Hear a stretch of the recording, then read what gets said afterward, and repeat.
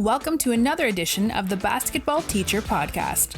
Our mission is to bring you discussions on a wide array of topics in the coaching world to grow players on and off the court. You can connect with us on YouTube, Facebook, and Twitter, and also reach us directly through email at basketballteacherpodcast@gmail.com. Now, here's your host, Coach Mike Hernandez.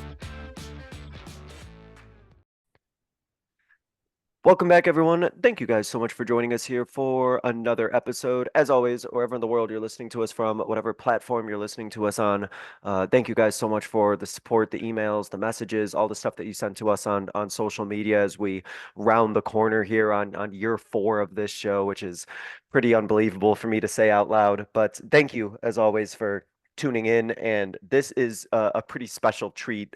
So as I was telling my guests beforehand, those of you who have been listening for a long time may know this, but if you haven't, this topic that we're going to talk about, what we call the system or the Grinnell system, so to speak, is actually one that I have talked about before with a guest who was an assistant coach at the time at Grinnell. That's episode 42 if you are interested in really diving into what that looks like at the college level and at the college university.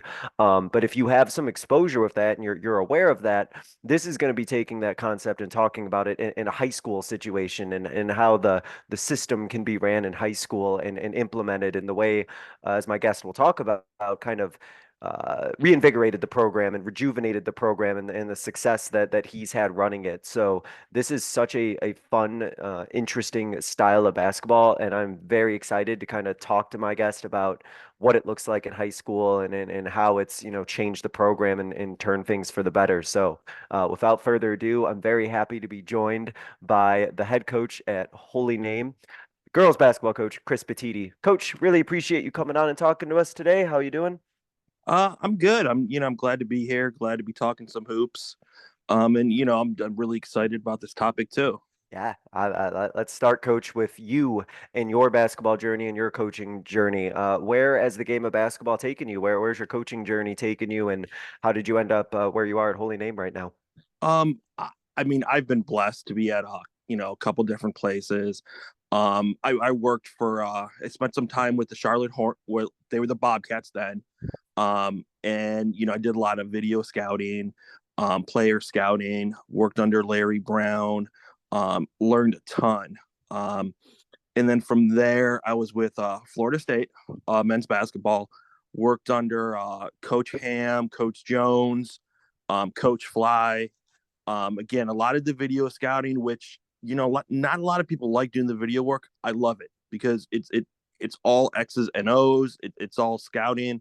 And then from there, I went and coached some high school basketball. So probably for the past maybe 10 years, been in the high school game. I was a head boys coach at a local school around us. Won the most games they've won there. Rebuilt that program using a variation of the system, and then just kind of wanted a challenge, and kind of wanted to try something different. So I jumped into the girls program here at Holy Name. Again, it's kind of a local school by us, and one that has historically has had great success. And the past probably 8 years, they've been a little down. So I'm just looking to bring us back. I love it. Awesome. Let's talk about culture real quick. I want to make sure that I give you a platform to talk about that. I'm sure it's interwoven into the concept of the system as well, but I want to give you the opportunity to talk about your program's culture. How would you kind of describe what the culture is like, and what was the process of building it? Like as you said, it is woven into the system, and everything we do has system aspects to it. But things that are kind of like big for us is accountability, not only for yourself, which is huge, but for the other players. And again, it starts with that self accountability. And then once you get that, then you start having the trust in the players, the trust in yourself, the trust in the coaching staff. We focus big on togetherness. We do team building. We do different activities even during practice that you may think, what are you guys doing? But it's to build that. And then our last two are kind of connected too. Is so we have our mantra. It's called balls. It's called balls to the wall. Basically, it just means every single time you're out there, you're going 100%. There is no 80%. There is no 90%. There's no waiting. And then along with that is it's our next play mentality. Is we're constantly on to the next play no matter what. That is the system right there. That's all I'm hearing right now is going all out and the next play mentality. Yeah, keep going. Yeah, no. So like, I mean, no matter what, it is, it's constant next play. So we don't have time to celebrate. We don't have time. I mean, hey, we'll celebrate in the huddle, on the sidelines, all that stuff. But when you're in there, it's just constant focus on getting that ball in the hoop. So those are the kind of things, and then everything we do is based on those. It sounds like, as I'm hearing your kind of your response, and I know that this cultural aspect is woven into just the system itself, but I get the sense that a big thing in your program is kind of not dwelling on anything for too long, like kind of like in terms of the way that you play basketball, and that like just next play mentality, give everything it is that you got, and don't you can't fret about what happened, but focus on what's coming up next, and just kind of that idea of just like keep moving forward and keep progressing sort of thing. Yeah, I mean, that's exactly it. And it's almost too, even in each games, like the players know there's like resets. So after the game, I'm not going to say, oh, you had a bad game, you're not going to play the next game. No, you have 2 days of practice to potentially earn more time. And the way the way the system is, you can get a lot of players in. So, we have a standard 10-man rotation, and then we call them spot subs, where if one of those 10 aren't doing what we need him to do, the spot sub then has a chance to fill in for the rest of the game.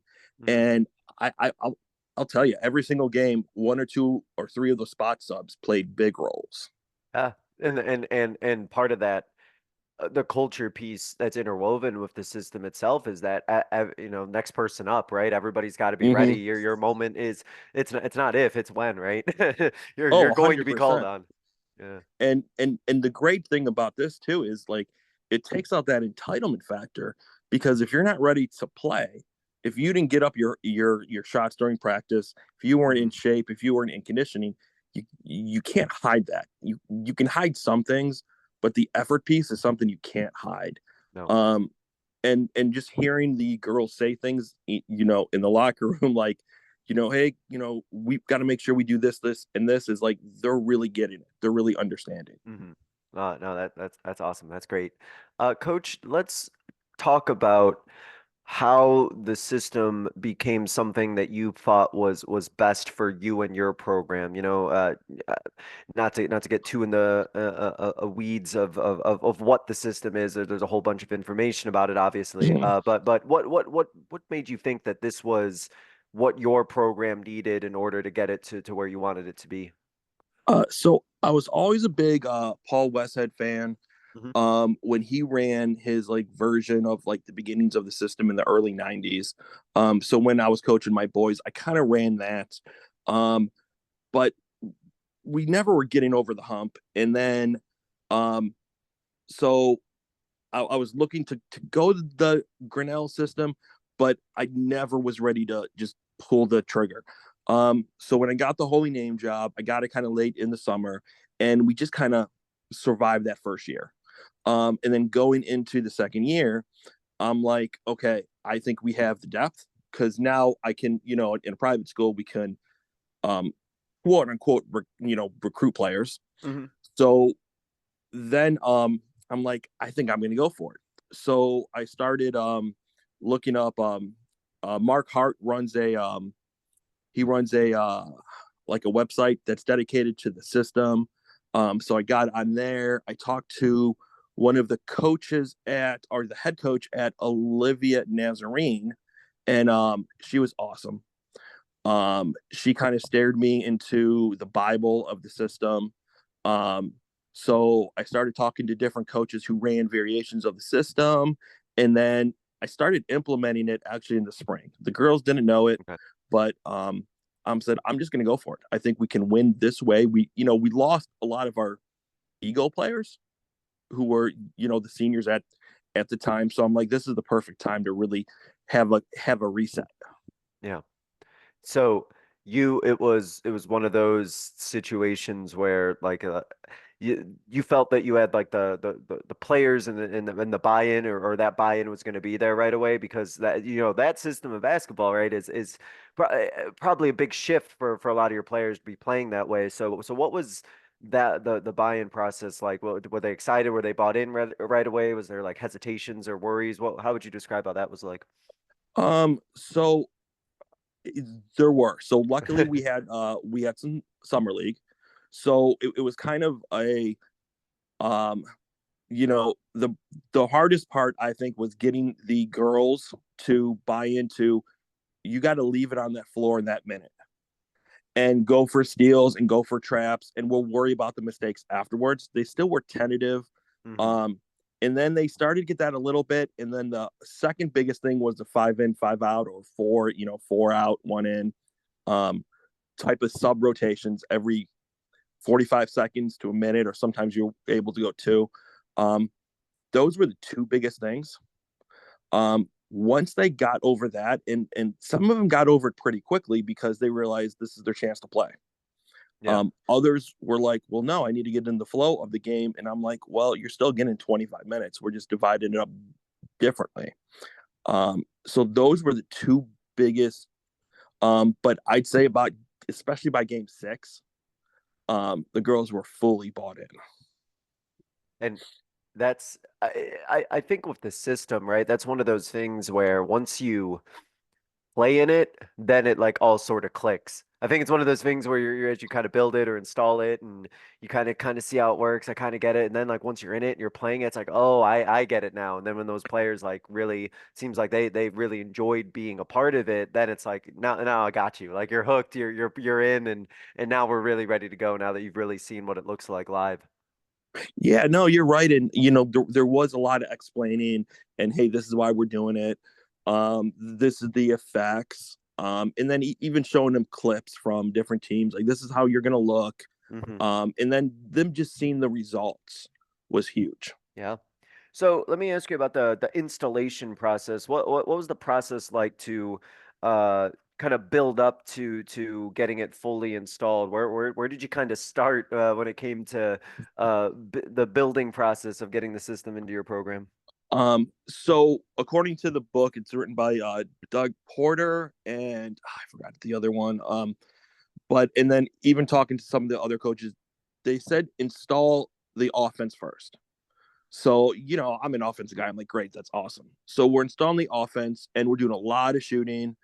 Um, and we go to our first summer league game, and I'm like, okay, we really haven't worked on defense. And then we're kind of getting blown out. We got down 10, and I wasn't coaching. My assistant coach was coaching. So Hmm. called timeout. I said, just start trapping. He's like, what? I said, just have them start trapping. So we just kind of threw them to the Sharks, and that seemed to work. Now, granted, we had to work on a lot of different stuff, um, but that was kind of, hey, this is how it's going to be. So getting them that mentality to shoot fast, make quick decisions, was kind of where we started. So we got the offense going. We got, pushing it in transition, and we ran a lot of dribble drive concepts, where we didn't call really plays. It was more of actions, like quick actions, to get them to play fast. And then the defense, we kind of just threw it out there, and we're like, okay, we'll be able to fix this a little bit later in the fall. So yeah, the summer was big for shooting. Like, I mean, we probably spent an hour, 15 minutes on different shooting drills, just so they can get off quick shots, make those shots, and make those quick decisions. What type of drills did you find helped to get them the game like shots that they were going to be putting in the system? Well, you know what? I'm glad you said that, because that's another thing. It's the game like shots. Hmm. Yeah, So yeah, it's like one thing stationary, right? so But so so yeah. what so what we would do is every practice, first of all, every drill was timed. Every drill was timed, or there was competition to it. to make them go quicker. So like we would have just warm-ups, right? We'd take 5 minutes and the girls would have to make 100 threes. And the first time we did it, I gave them 15 minutes. They got it down to 5. So just naturally they have to get off quick shots. We also then started to deduct points every time the ball hit the ground for a rebound or a missed shot. So now we're training our rebounders to be offensive rebounders and get the ball out quick. So that was just kind of got the girls warmed up. Then we would do different shooting drills as far as we'd have, like closeout drills where the player would have to we would toss it to, there'd be 2 girls on like the wing. We toss it to one of the girls and the defender closes out. And if the defender closes you out, you're supposed to pass it. If the defender closes the other person out, you're supposed to shoot it. So different kind of drills like that were forces the girls to make decisions.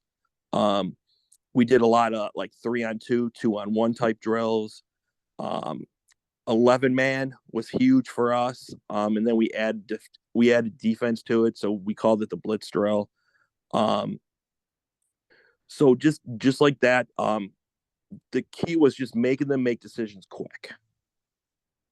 And with that, I'm sure there has to have been some messy practices involved, right? Things probably look pretty sloppy, pretty messy, but that's part of the process, I imagine, of getting players used to the speed of running the system, is that you're going to have a lot of ugliness, I think, as you first start to implement it.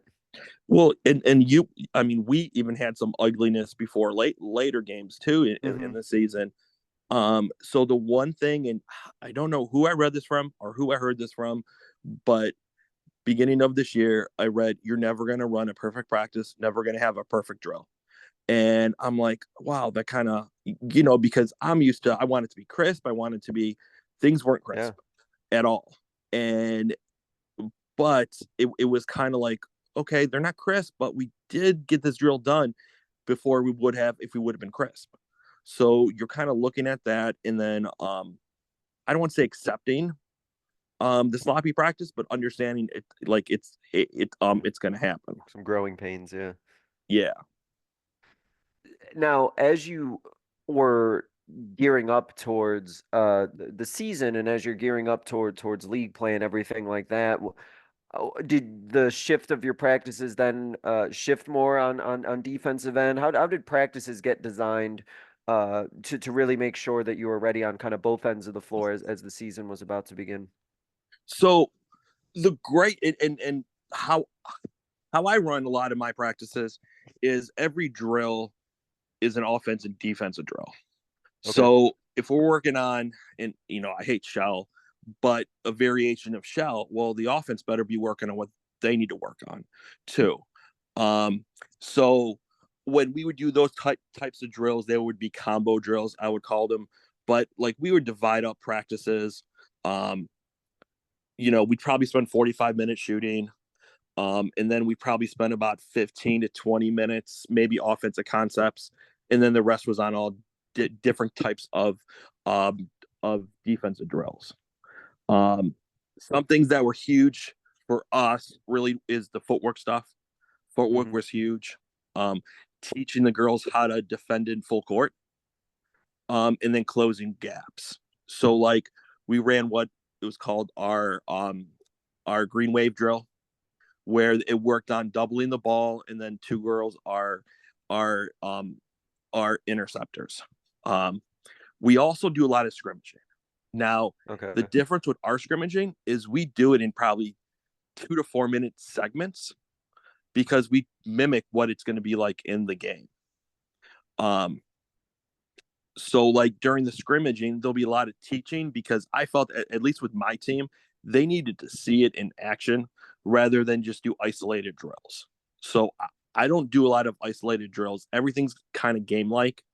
But I mean, we started that stuff day one of practicing. So we were doing defense, and then as the season went on, because we made tweaks I'm like, okay, our back end rotation needs to be better, so we'd be working more drills on that.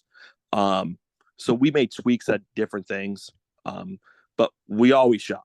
That was a huge thing. And that I imagine too, as we talk about the idea of buy-in and culture, I think one of the real nice things that the system kind of lends itself to is your practices are always going to be like game-like situations like you meant, and there's like no downtime. And just processing and hearing you describe what your practice situations are like you're packing in a lot in those practices and really getting, it seems like every minute you can out of your players. Yeah, and the great thing is the pace we go at. Hmm. We only go an hour 45 minutes. Oh, you can get it all in, So yeah. yeah, so now granted, yeah, we have to pick and choose on things like some things we don't like. Could we have worked more on ball handling? Probably, but we kind of sacrifice some things to get other things. But the biggest difference that I've seen in my entire career coaching is I had usually 12 to 15 girls at practice, depending on JV and all that stuff. They were all involved. Hmm. And this was and I keep attendance and all that stuff. This was probably my highest um like attendance percentage, and I'm talking about girls, boys, different levels, um, because they wanted to be there, and they knew if they would miss a chunk of stuff. Yeah. Yeah, yeah. Like you miss one, and it's like, oh, you missed a whole lot, right? Like Yeah. it's hard to catch up on that. No, no, definitely. The process of let me talk on the X's and O's side because I know a lot of Hmm. coaches, and they think about pressure defense and making sure traps are good and making sure that, you're getting the steals, you're getting the tips, you're getting those deflections. It's hard. I know it's hard for my players and for a lot of other players to trap effectively, to make sure that they're getting, a good hand on the ball and not making a silly reach and foul or, something of that extent. So what were there any particular points that you really felt you had to kind of emphasize or really keep reinforcing in order to kind of get that trap and get that pressure where it is that you wanted it to be? Yeah. So a big thing for us was to contain then trap. A lot of times we initially were just running at the girl, and she just dribble right past Yeah, our yeah, and trap. then just run right back. Yeah, Yep. it's right. So it was contain then trap. So like, we had acronyms, and I'd always put it on the board, and like contain, trap, deflect, um, steal. So like that was a huge one, is learning how to contain and get a good solid trap. So we were working on that every day. Hmm. And we did various drills.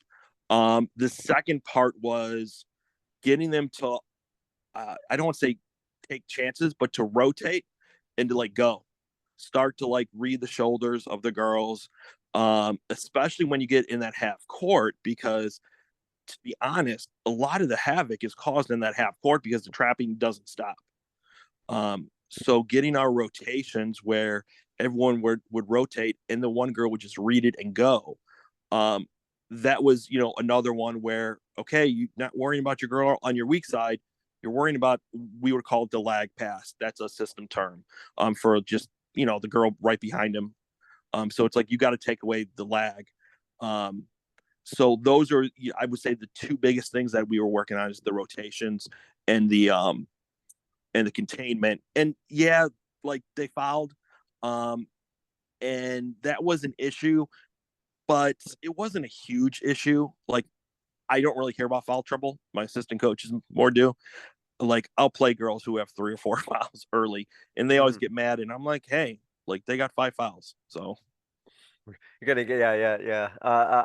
I've when you mentioned about how, dealing with the fact of players just charging at the player, right? I think you used the word contain, right? The idea of yeah, containing your player. I had some flashbacks too because I think that is a very common.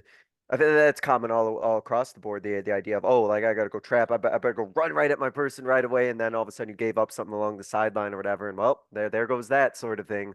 I yeah, think I think that's huge as a point of emphasis because I think if we talk about, trapping and pressure, I think maybe instinctually for our players, they have a different idea as to what that would look like, and that does take a little bit of correction in order to make sure that they're doing it the right way, which I feel is something that you're emphasizing. Yeah, 100%.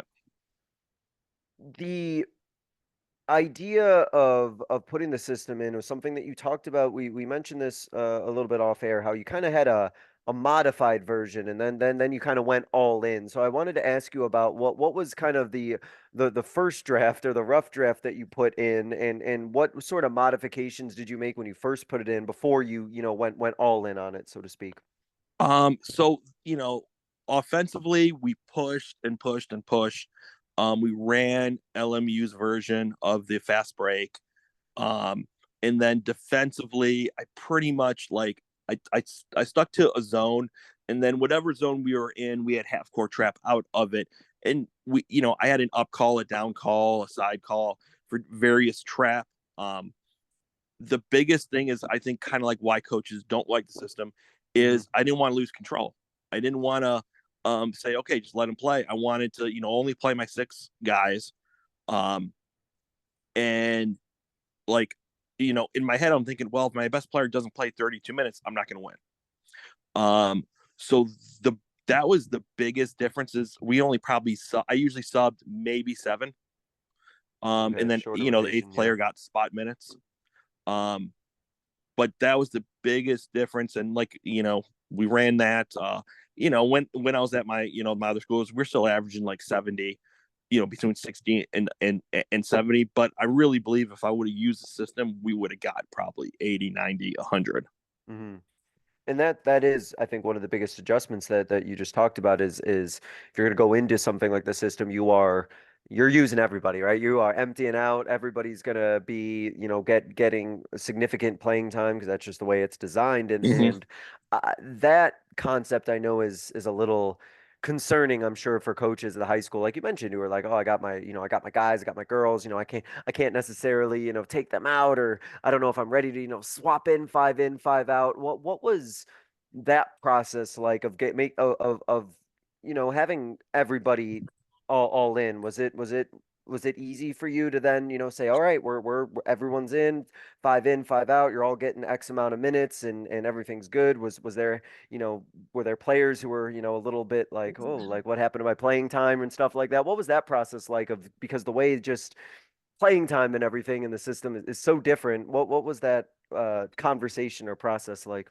Yeah, that was kind of the big thing with some of the better players, or the ones that were used to playing 32 minutes, 28 minutes, is I can't get into the flow.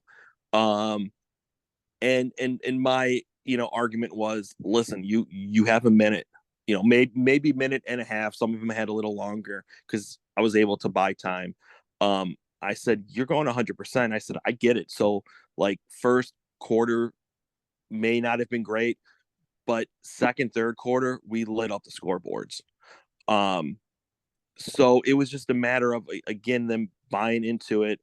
Um, and the proof was in the pudding. So like my better players, they were getting 20 to 25 shots a game, Hmm. and they're only playing 25 minutes, 24, 25 minutes. But what I would let them know is like, okay, if I played you 32, let's be real here. Maybe you're playing 16 minutes at 100%, and the other 16 is you're just kind of you're taking off plays. Whereas now at 25 minutes, those are all 25, 100% plays. So getting them to kind of understand that. And then, I mean, you're always going to have people about playing time. They want to play more, they want to do this. And it's just kind of, you just have to, this is your role. This is how you can get more minutes. But we also scripted it too. So I was never a script guy for my Okay. subs. So that was a big adjustment for me. And I let my assistants do it. And that was another adjustment for me, is that I would kind of script it, say this is the lineup I wanted to use, and this is what I wanted to do at the at the 6 minute mark and at the 5 minute mark. So we made adjustments, and then we had different lineups for different things. So if we wanted to go faster, we had a fast lineup. Um, so typically the lineup, the script, we usually kind of had to go off the script a lot depending on how the games went. But that really served us. as a way to stick with the subs, because a couple of games, like we were, my assistants thought they can do it without it. And then, we didn't do so well, or it was a close game, and look at the minutes, and I'm like, man, she played 28 minutes. I said, that is way too much. I said, That's this is why dirty. she couldn't do anything in the fourth quarter. So I'll be honest. One of the hardest parts is when it's 2 minutes have gone by and it's 5-0 other team, or 0-0. And you're just like, man, I don't want to take out my best player, but you do, because it's just, you realize that in the long run, it's going to benefit her and the team. Yeah, because those minutes, right? 2 minutes, especially if there's not much of a break in play, that just flies by. It's literally 2 minutes. It can just be like, oh, well, Yeah. that's up, that's that. Now we're done. But as you mentioned, if your players are going all out 100%, they're going to need to come out. And that concept of just teaching players about what it really means to go 100%, I think is something that is a lot more difficult maybe to teach or show than maybe some people think. And I don't know if you thought that it was the case at all. Did you feel like you had to kind of redefine or have players really understand the concept of what giving 100% on that court meant, or was that something that they were able to kind of pick up on pretty easily? Oh, every game, every game. Now as the season got on, I think they kind of understood it. But it really initially is because there's 100%, there's basketball 100%, and then there's system 100%. And all those three have different definitions, in my opinion. And what I would tell them is, when we're playing, our style or system basketball, we called it namer ball. That if your feet aren't moving, then you're not playing right. So like, if you're just kind of standing still, you're not in the system, because you should be constantly moving, whether it's stunting, recovering, getting yourself in position.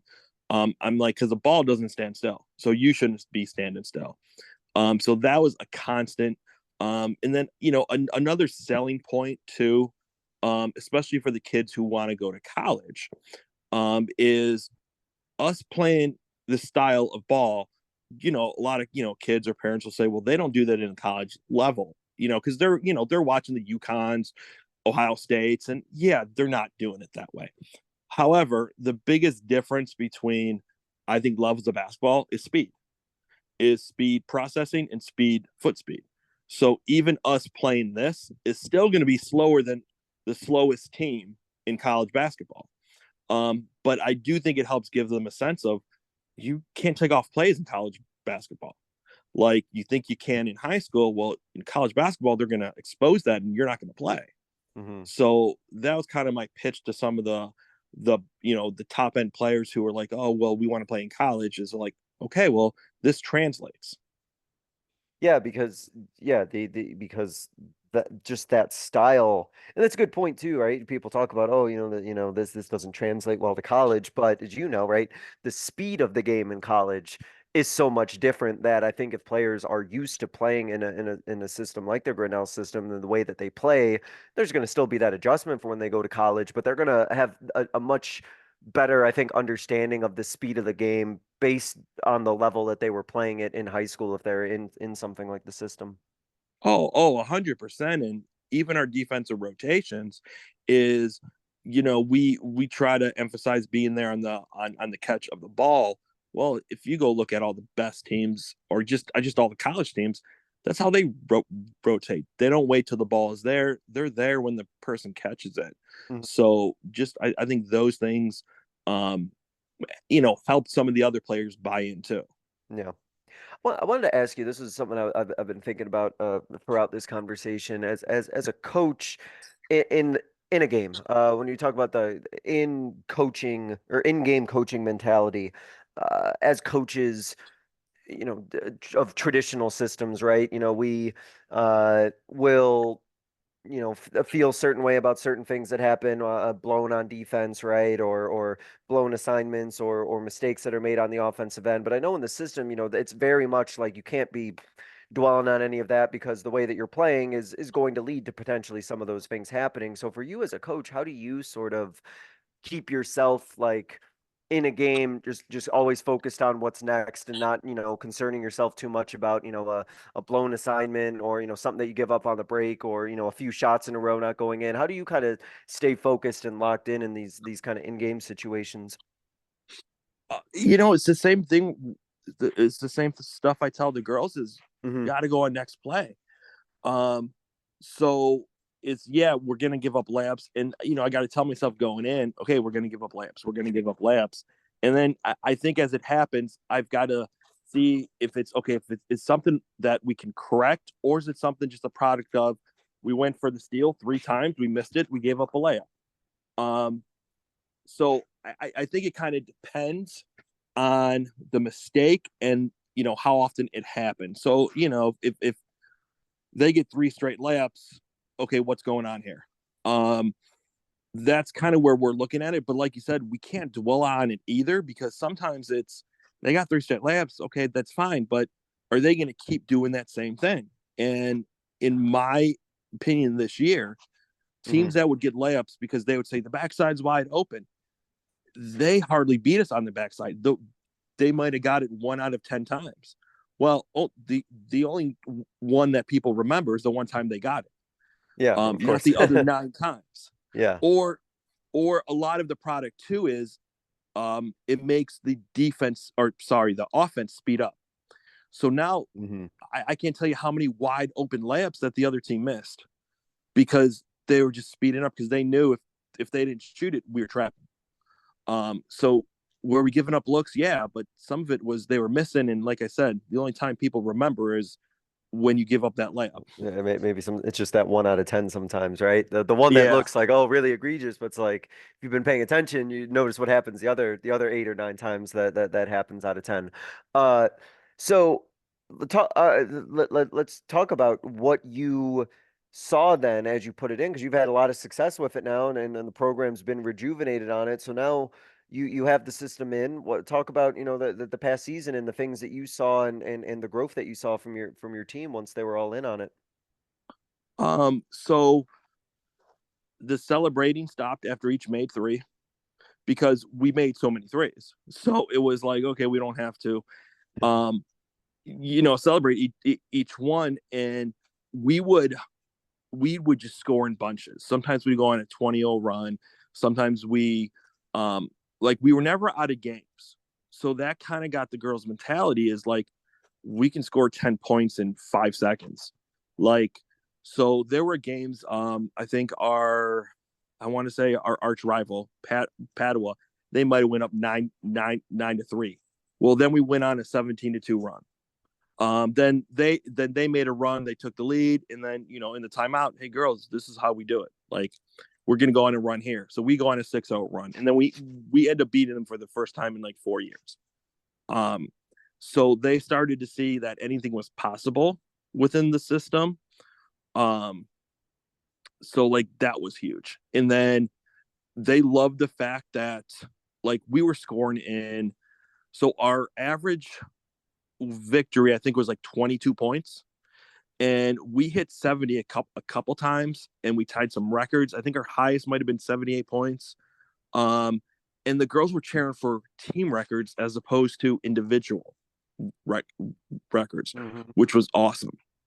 And then we had other things with ourselves, hey, we have to hit 70 shots.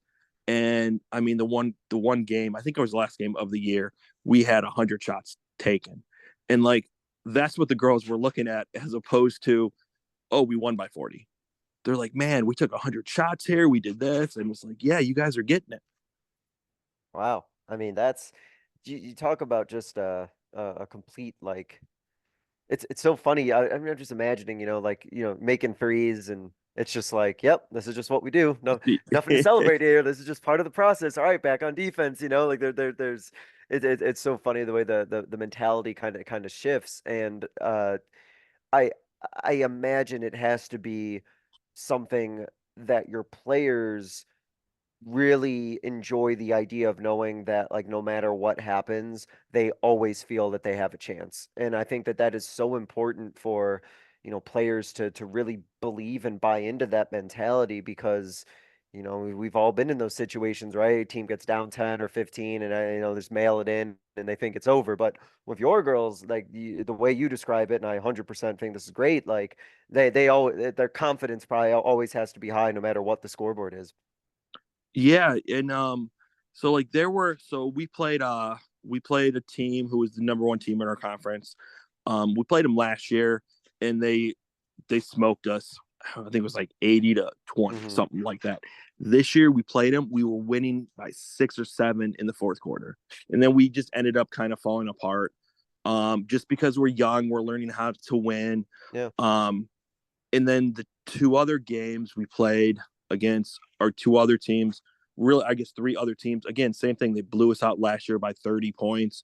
This year, the the 2 games we were winning going into the fourth quarter. And then we had some foul trouble. And the other one we were winning in the third quarter. So like they're not just hoping to score now, they're not hoping to compete, they're expecting to compete.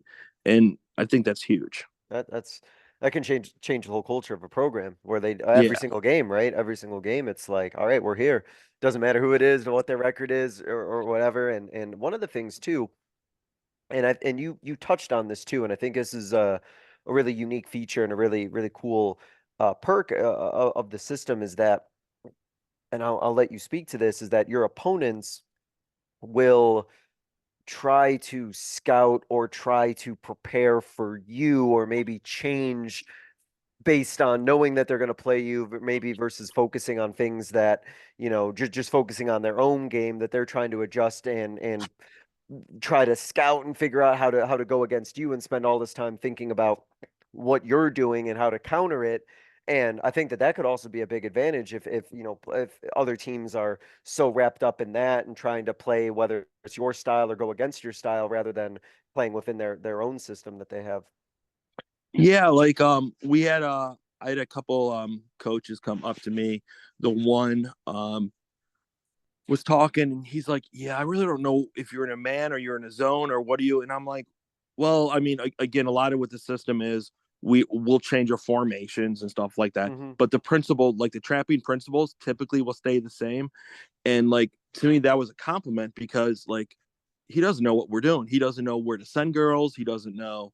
Um, and then another coach is like, "Yeah, I know 10 likes to shoot, but really all your girls shoot, so they never really keyed in on um Yeah. our number one player." So again, which helped her, but again, it's just a compliment to everyone, um that yeah, you do have to adjust, you do have to play faster, make decisions. One of the things that I'm extremely proud of is that no team this entire year, including summer league, was able to run a play on us. Really. Because if like I told the girls, I said, now again, we had certain trapping areas initially in the half court. I said, but if they're ever starting to run a play, I said, you just go out and trap that girl.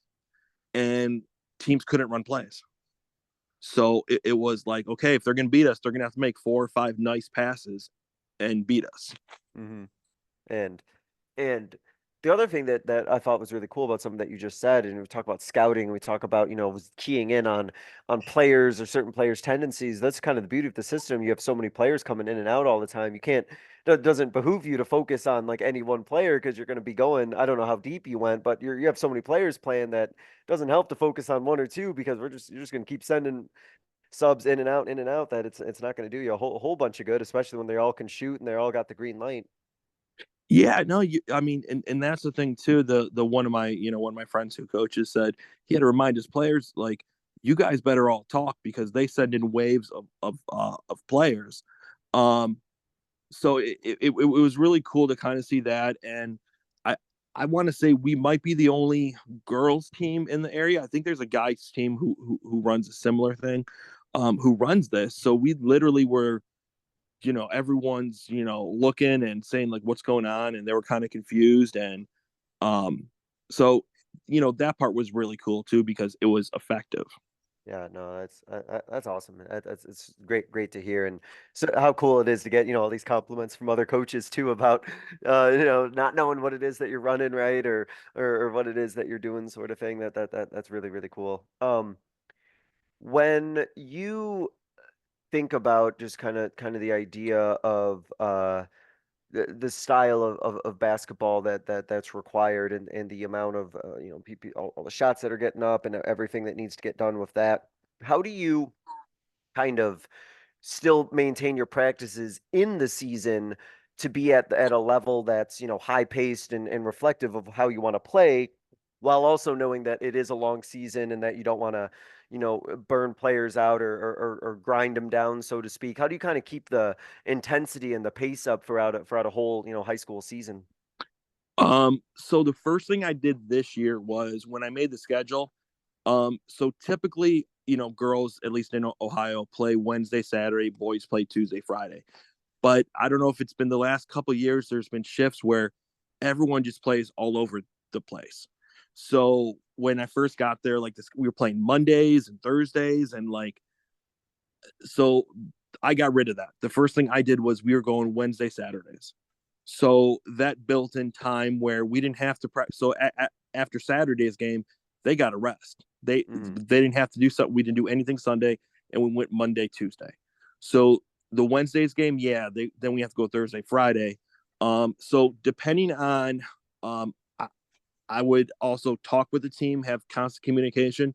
Sometimes the day after, we would just do a lot of shooting, a lot of light stuff, um, because you do have to be wary of of the players getting tired. Yeah.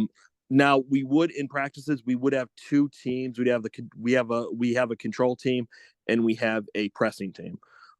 So sometimes in practices I would put the players who haven't played as much on the pressing team.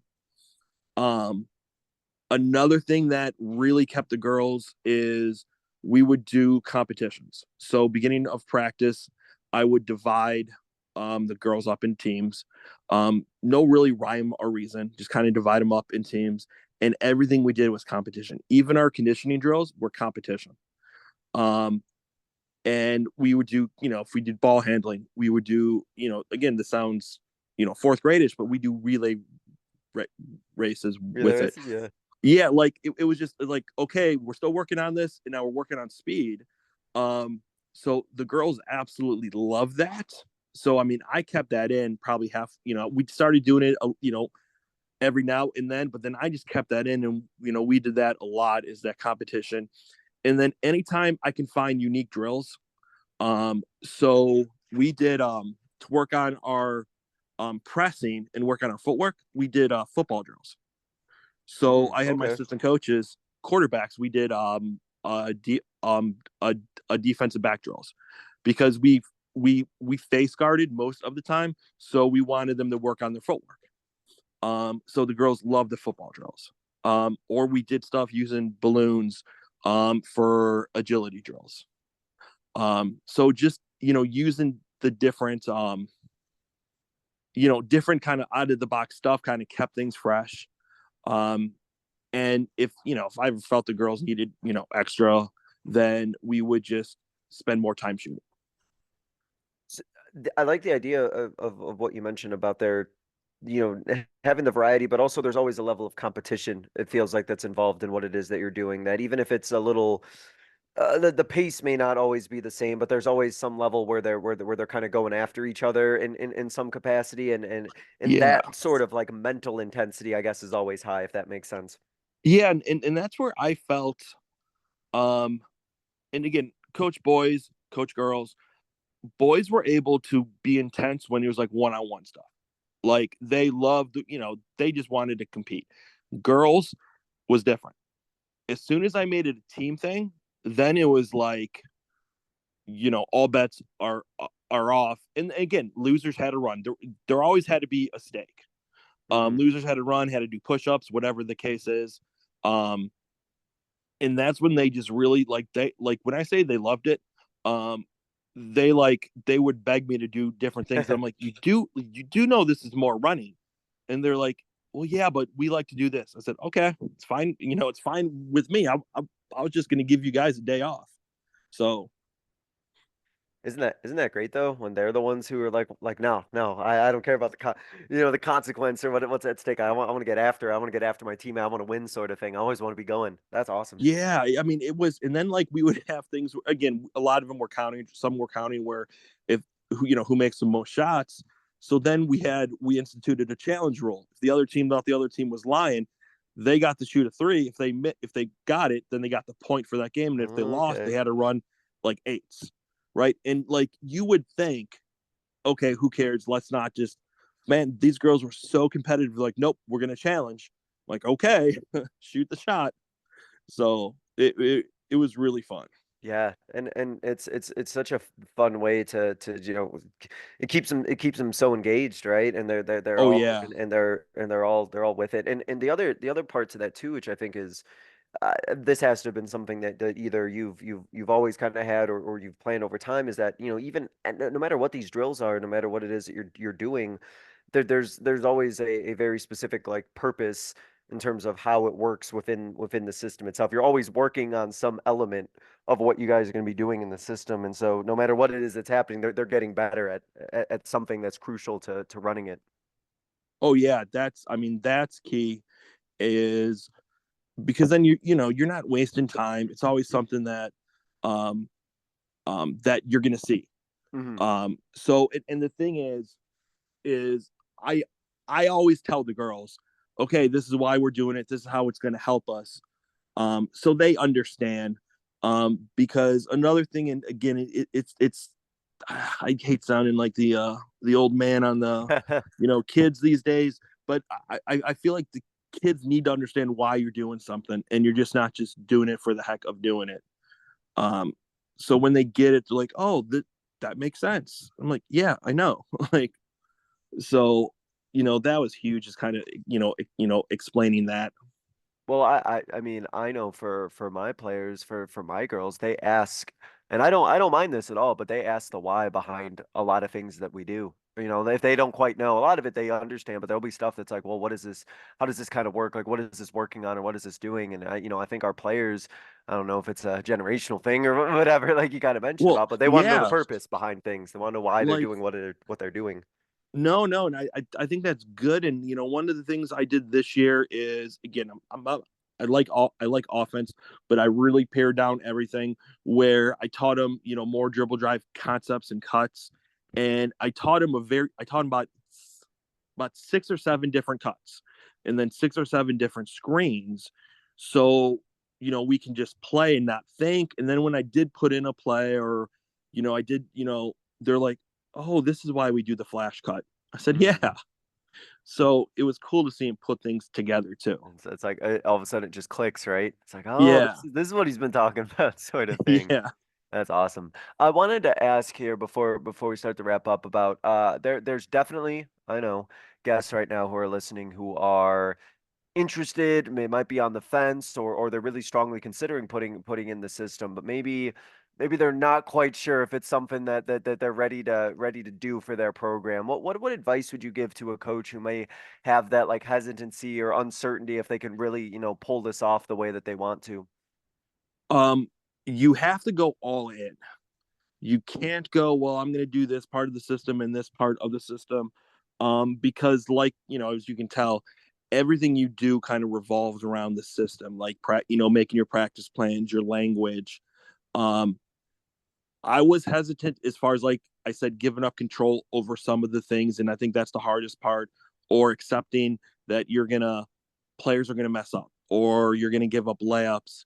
But once you can get over that hump, um, it is so much fun to coach. Like, I don't know if I can go back now. Again, if I get Caitlin Clark, am I running the complete version of the system? No, I might be going 4 in and keeping her. Um, so like, yeah, you're always gonna adjust, but if you don't have Caitlin Clark, it's something new. It's something that um, it's more to me. It's more fun to watch than a 40 to 38 game. Um, So, I mean, my advice is do the research, get the different drills, get the different talk to coaches, um, and really make that educated decision before, either way, before saying, no, I don't want to do it. And then also you got to coach what you're good at. If you're someone who's like, nah, I just want to play slow down pace, then I mean, maybe this isn't for you. But definitely I would never tell somebody to not do it before exploring it and talking to the different coaches. Even like I watched a ton of college film to see like, okay, I like this. Yeah, I like what they're doing. The the part that you mentioned, that concept of like you got to be all in, right? Because as you mentioned, there's growing pains and there's things that are going to kind of frustrate you maybe or be a little bit difficult to deal with when you go all in with it. And if you try to go half in and half out, I think your frustration level is probably just going to multiply by 10 to 100, and right, just that idea of go for it. It's kind of funny. It's like as a coach you got to like go all in on it and keep pushing and going forward with it, which is the exact same way that like the system itself is run. Mm-hmm. I think like the mentality of a coach has to exactly be the way that you want your players to run it, where it's like we're going full speed ahead, we're making this happen, and we're not taking any like half measures or half speed sort of thing. Yeah, and the other thing I would say is whatever you're deciding, don't let others on the outside influence you either way. Mm-hmm. I can't, like, I lost an assistant coach who's like, I don't like this concept of trapping all over the place. I said, well, that's what we're doing. So he ended up leaving. A lot of the parents aren't going to get it because they're not at practice. I mean, and let's be real, a lot of them really aren't basketball coaches, so Or they're not don't understanding understand the it. nuances. Administration may not get it either, so like that's a big thing too, is trying to get them on your side, but even then they still might not get it. So you're going to have a lot of pushback, which is why you kind of have to be all in, because you start like even this year, we're running it, and I was getting different. Hey, we need to run sets. We need to run more sets. Well, we started running more sets, and we went on like a 4-game losing streak. And again, not because of the sets. Like I think we would have lost those games regardless. So I said I stopped. I took a step back, and I said, you know what? I think the issue is we're not shooting more threes. And my coaches looked at me, and I said, look it, like we're down to 25, we're down to 22, we're down to 20. I said, we need to be at 30. And then the next game we play is that game against against a top team, and we almost beat them. Yeah. So like that's where you just have to ignore the outside noise. Yeah, and what a great point that you mentioned too about how those, especially on the outside, who don't understand the system, obviously, or let alone maybe even understand, some of these basketball concepts, it's going to look very strange, and it'll probably draw like criticism or questions. But as you mentioned, if it's something you fully believe in and you understand the purpose, you understand the why, you're the coach who's running it, you really have to tune all of that out and not worry about that sort of stuff, because you know exactly why you're running it and the purpose on it. And I'm sure as time goes on, as you really dive in and the players dive in, even if the parents or some of the outsiders maybe don't quite understand it, once they kind of see the success with it, they'll be like, oh, okay. I mean, it works.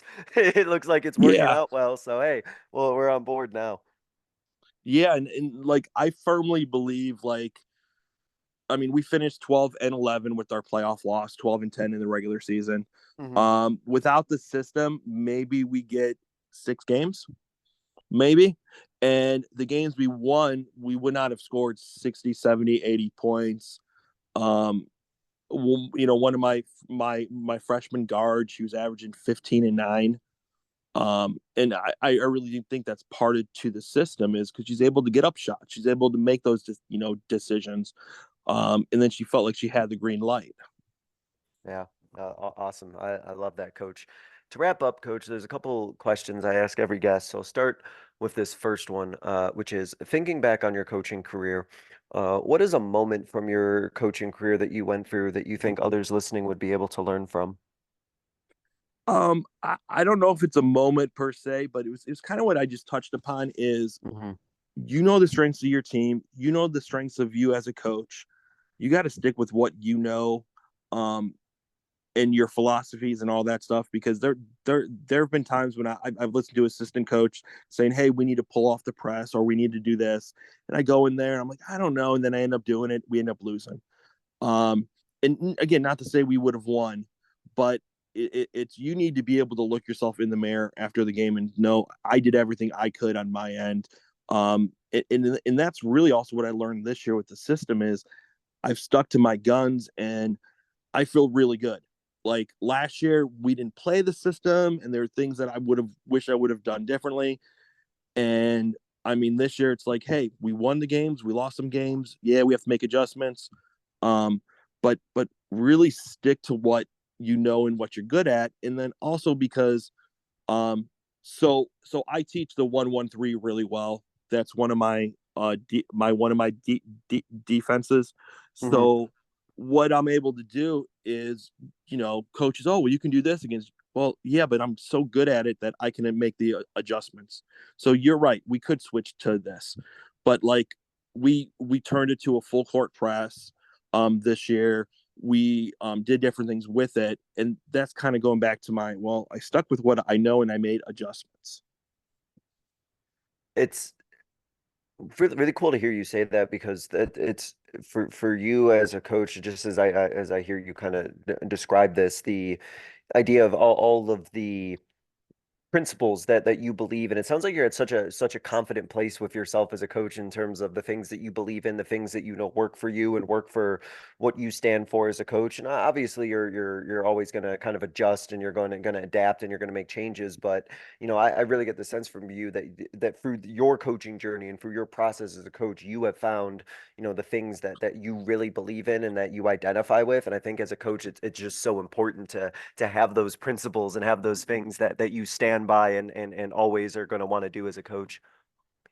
Yeah, I didn't, and I preach this to my players is, um, you know, it's a life lesson too. Like you Hmm. got to have things you stand up for. Got to have your non-negotiables. I talk about that with girls all the time, and everyone's a little different. Like Yeah. some people, it's like, well, if they're late to practice. Other people, nope, they got to be exactly. With me, my non-negotiables is like a is communication.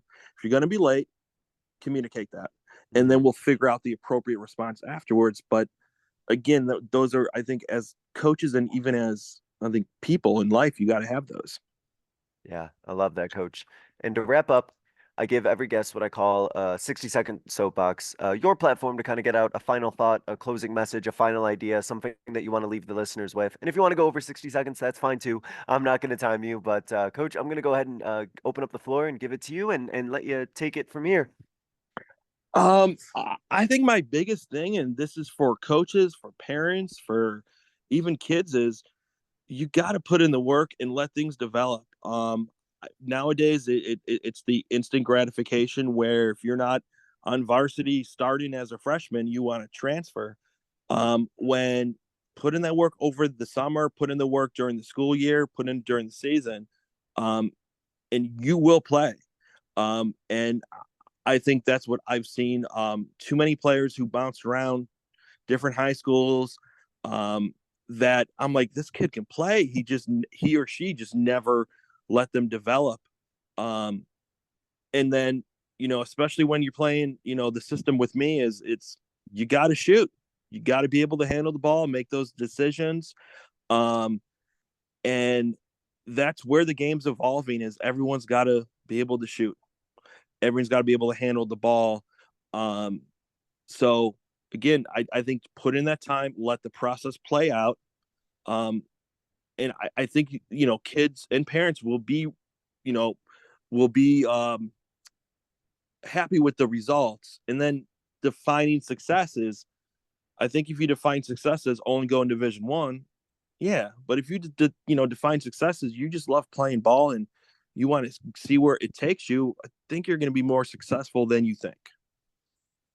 Great. That was really well said, and I couldn't agree more. Really awesome, coach. And I want to thank you a lot, because I think that you describing the system and how passionate you are about it, how excited you are about it. I think that has maybe pushed people who maybe were a little bit on the fence of learning more about it, getting into it, to really dive in and really learn more. And I'm excited to continue to follow your journey. And I may say, Coach, that you may be getting some people reaching out to you and contacting you to learn more about it. So I hope that's okay too. But I Yeah, want to thank yeah, you for absolutely. coming on. They Yeah. can reach out. You can share my information.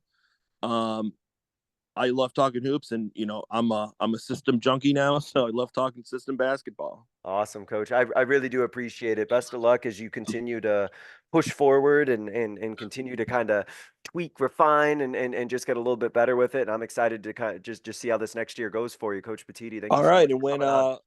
we get to states, I'll give you a front row pass. I am looking So, forward to that, Coach. all Awesome. right, All right. Thank you. And thank you so much, everyone, for all listening. right, This was all another right. edition of the Basketball Teacher Podcast. We will see you guys next time. Thank you for listening to another edition of the Basketball Teacher Podcast. Make sure to connect with us on YouTube, Facebook, and Twitter, or reach us directly through email at basketballteacherpodcast@gmail.com. Take care, be safe, and we'll see you next time.